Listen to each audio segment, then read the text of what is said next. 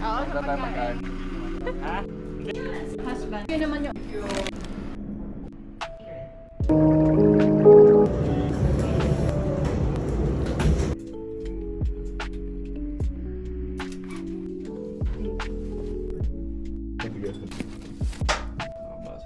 Share lang ako.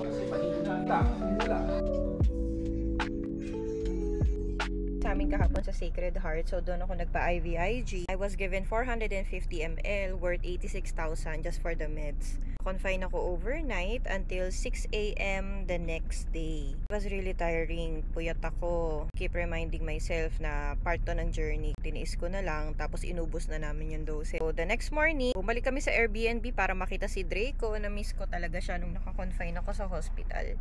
Quick breakfast kami. After a quick nap, time to prepare naman para sa embryo transfer. So, 9 a.m., pumunta kami kay Doktora Kosi. Preparation na transfer is, I need to drink 3 glasses of water. So, kailangan full bladder ka. Nala na ako sa operating room. Then, Doktora Kosi prayed over us. Procedure, yung medyo painful siya. Pero nung nakita ko na pinapasok yung embryo sa loob ng uterus ko, na parang whisper ko na, uy, welcome home little one, kahit masakit okay lang. Ang nararamdaman ko naman is parang mabigat talaga siya, kaya tsaka parang pagod na ako, gusto ko na umuwi.